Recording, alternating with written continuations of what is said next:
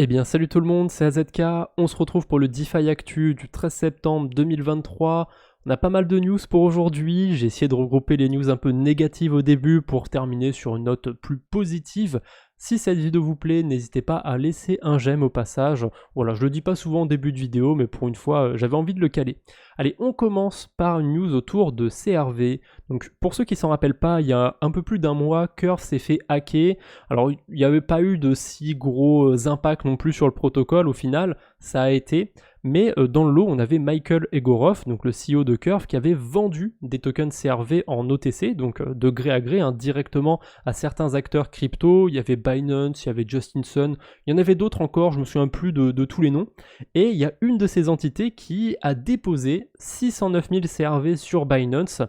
À mon avis, c'est pas anecdotique, je pense que cette entité a envie de vendre déjà une partie des CRV parce qu'ils ont été achetés autour de 40 centimes. Alors, au moment de l'achat, c'était un deal parce que le CRV valait 60 centimes. Mais là, justement, le cours a évolué et il est autour de 40 centimes. Il est même descendu un tout petit peu en dessous, autour de 38-39 centimes en début de journée. Donc, à voir, qu'est-ce qui va se passer? Est-ce qu'ils vont être vendus? Est-ce qu'au final c'est juste pour mettre un petit coup de pression? Ou alors c'est pour, je sais pas moi, avoir des intérêts en les déposant sur Binance? Ça, je suis pas trop sûr, je pense qu'il y a de grandes chances que ce soit pour être vendu. On verra bien. Pour rappel aussi, il y avait un accord tacite entre Michael Egorov et toutes ces entités de ne pas vendre les CRV pendant 6 mois. Normalement, ils doivent être bloqués. Et c'est juste un accord tacite en fait, c'est pas bloquable sur la blockchain ou quoi, enfin bloqué plutôt sur la blockchain. Donc a priori, les entités peuvent vendre les CRV, est-ce qu'elles vont le faire, est-ce qu'elles ne vont pas le faire. En tout cas à court terme, je pense que ça peut ajouter une pression vendeuse sur le token CRV. Donc voilà, si jamais vous en avez ou si vous le tradez ou quoi que ce soit, faites attention un petit peu, je pense qu'il peut y avoir de la volatilité autour du CRV dans les prochains jours. On a UOB qui se renomme HTX. Alors je m'y attendais pas, c'est un petit peu couillu de leur part. C'est peut-être pas le meilleur mot, mais ils essayent de profiter, je pense, un petit peu. Alors FTX n'a pas non plus un très bon aura, on est d'accord que c'est pas une référence FTX, mais voilà, le fait que HTX, FTX, ça se ressemble, je pense que c'est juste pour faire un peu parler d'eux qu'ils se sont renommés comme ça. Ça m'étonnerait qu'ils avaient déjà prévu depuis des années de se renommer comme ça. Et puis c'est comme par hasard, peu de temps après que Justin Sun ait investi beaucoup sur UOB. Ouais, il y a toujours un hasard là-dedans. D'ailleurs, HTX c'est pour UOB Tron Exchange et le slogan c'est HTX Just Trade It. Alors déjà, ça c'est clairement une phrase piquée à Nike. Et surtout, obligé de mettre une référence à Justin Sun. Il y a Just dans le nom. Alors vous allez peut-être me dire que je cherche la petite bête, que je vais chercher loin, mais non. Sur la blockchain Tron, tout l'écosystème Tron tourne autour de Justin Sun. On a un protocole de lending, c'est JustLend. On a un protocole de swap, c'est Sun. Bref, tout tourne autour de sa personne et ça me termine de voir même une référence sur UOB, enfin HTX. On verra bien après tout. Franklin Templeton, un fonds d'investissement américain, dépose une demande de création d'ETF Bitcoin Spot. Donc c'est pas les premiers, c'est pas les derniers. La SEC, je pense qu'avec le temps, ils vont être à court d'arguments pour repousser comme ça l'ETF Bitcoin Spot. On verra bien si ça passe en 2023 ou si c'est pour plus tard, mais je m'en fais pas trop par rapport à ce sujet-là.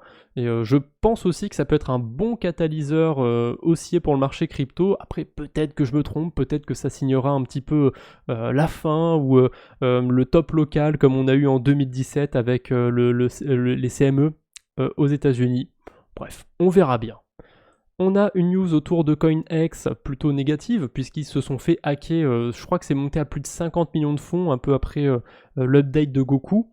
Donc ils se sont fait hacker entre autres de l'Ether, du Tron, du BNB, du BTC, du Ripple, du Matic. J'ai pas grand chose à en dire, CoinEx ils ont pas affirmé, ils ont tweeté qu'ils allaient rembourser, compenser en tout cas les pertes des utilisateurs à 100%. On verra bien si c'est dû, si c'est fait. Je suis assez dubitatif pour l'instant. Il me semble que pour l'instant aussi tous les dépôts et les retraits sont mis en pause sur CoinEx, mais bon, ça c'est normal pour le coup, vu que ils se sont fait siphonner pas mal d'argent. Et ce qui est intéressant, c'est qu'on peut faire le lien entre plusieurs adresses CoinEx et d'autres hacks, d'autres trucs qui ont eu lieu. Le premier, c'est Beozin Alert qui met par rapport à ça. Donc cette adresse qui a réussi à tout simplement drainer des fonds de CoinEx. a déjà été retrouvé dans des faux posts sur Twitter, sur X maintenant, mais à l'époque ça s'appelait Twitter du coup, et c'est les fameuses arnaques à l'airdrop, genre on vous tag sur un post et on vous dit oh, regardez c'est incroyable, il y a eu un airdrop machin truc. Donc est-ce que c'est la personne qui a hacké CoinEx avant faisait des scams sur Twitter? C'est assez rigolo, mais a priori c'est plausible. Et encore mieux, c'est ZachXBT qui partage ça. Une adresse est similaire dans le hack de Stake qu'on a eu il n'y a pas si longtemps et aussi celui de CoinEx. Et celui de Stake, ça a été à peu près, il me semble que c'était confirmé carrément, que c'était le groupe Lazarus, donc le fameux groupe de hackers nord-coréens. Donc ouais, ils sont chauds en ce moment, hein. Entre Stake à 40 millions, CoinEx à 50 millions, et ils en ont fait pas mal aussi hein, pendant ce bear market, ils sont plutôt chauds les Nord-Coréens. Mais je me demande d'ailleurs si c'est pas à cause d'eux qu'on est encore en bear market. Non, parce que tous ces fonds qui volent, je suis sûr qu'ils finissent bien par les revendre, donc indirectement ça crée une pression vendeuse sur le marché, donc j'abuse peut-être de dire que c'est à cause d'eux qu'on est en bear market, je rigole bien évidemment, mais ça n'aide pas pour autant je pense. Je pense que ça apporte quand même une certaine pression vendeuse, et en plus ça fait peur de voir des hacks etc, donc ça peut peut-être décourager des gens. Je me demande quel impact a un petit peu ce groupe et les hacks en général sur la crypto? Est-ce que ça vous donne envie de tout vendre, de sortir, etc. Je suis assez curieux, n'hésitez pas à me le dire en commentaire. On a une news autour de la BNB Chain, ça y est, c'est officiel, le Layer 2 de la BNB Chain, donc OP-BNB, et ça y est, il est lancé, c'est aujourd'hui. Alors on pouvait déjà bridger sur OP-BNB, on pouvait déjà faire des choses là-bas, mais là c'est l'annonce officielle, ça y est, c'est fonctionnel, super. Alors, on a déjà un petit peu de recul sur OP-BNB grâce à DeFi Llama, comme je vous dis, c'est pas tout récent qu'on peut utiliser l'écosystème, c'est un petit peu comme Base. Base, ils ont fait deux lancements, une sorte de premier lancement développeur, on va dire, et ensuite le mainnet public. Tout le monde pouvait aller sur Base au tout début, mais c'était un petit peu underground, on va dire. Là, c'est pareil sur OP-BNB. Sauf que pour l'instant, il n'y a rien à faire en termes de DeFi. Hein. Alors, vous pouvez aller voir un petit peu les protocoles qui existent déjà, mais franchement, c'est pas terrible. Les seuls trucs où on peut faire deux, trois choses sans être à peu près sûr de perdre tout son argent, ça va être Binary Swap et QubiSwap. Ça a l'air d'être assez bien fait comme DEX, mais franchement, le reste, c'est poubelle. Hein. Tous les autres DEX, ça m'étonnerait qu'ils existent encore dans 6 mois, dans 1 an. Je pense que tout va crever. Après, peut-être que je me trompe.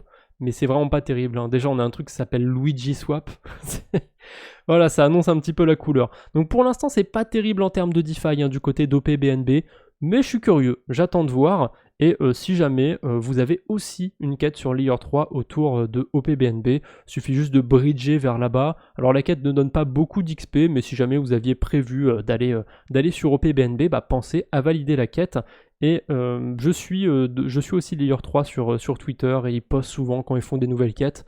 N'hésitez pas à faire les quêtes sur Layer 3, c'est vraiment sympa. Et si vous ne l'avez pas vu, j'ai fait une vidéo sur le sujet sur ma chaîne principale.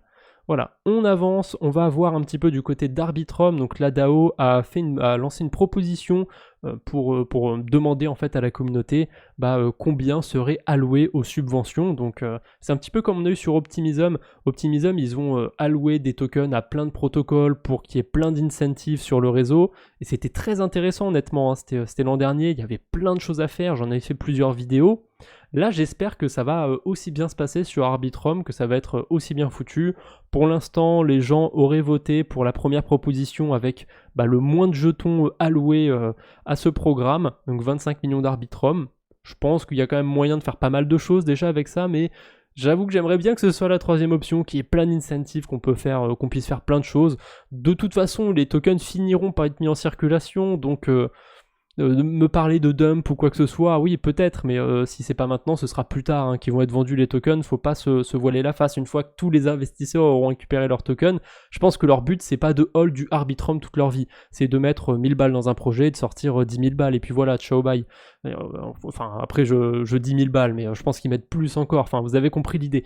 Les investisseurs ils sont là pour investir, ils sont là pour se faire de l'argent. Donc voilà, soyez prudents quand même quand vous investissez sur des projets comme Arbitrum ou plein d'autres où il y a plein d'investisseurs comme ça. Généralement, c'est pas les investisseurs qui perdent le plus. Mais bref, ça c'est un autre débat, on va pas en parler plus. On a Astar Network, donc c'est une blockchain autour de la galaxie Polkadot. Si je dis pas de bêtises, c'est une blockchain en gros qui fait la passerelle entre l'écosystème Polkadot et l'écosystème EVM. Donc ça existe depuis un petit moment, il y a des choses sympas à faire du côté d'Astar, mais c'est pas non plus dingue. Si je dis pas de bêtises, c'est un projet qui vise un petit peu le Japon, donc pourquoi pas. Et ils ont un partenariat, ou alors ils travaillent en collaboration, j'ai pas bien compris le terme, mais ils travaillent en tout cas avec Polygon pour essayer de développer un layer 2 qui serait Astar ZK EVM. Donc ils veulent faire un layer 2 sur leur blockchain qui tourne autour de Polkadot. J'avoue que j'ai pas compris à 100% la news, mais pourquoi pas. Allez, travaillez là-dessus si ça vous fait plaisir. J'ai vu en tout cas qu'ils veulent viser le Japon avec une blockchain rapide pour faire du gaming, etc. On verra bien. Moi, je m'attends pas à grand-chose de ce projet-là. D'ailleurs, Astar, j'en entends pas spécialement parler. Le token, n'empêche, il est très capitalisé, hein. Il est top 110. Il vaut 300 millions de dollars quasiment. Moi, ça m'a étonné quand j'étais revoir sur CoinGecko. Je m'attendais pas à le voir aussi haut, aussi capitalisé. Pourquoi pas, après tout.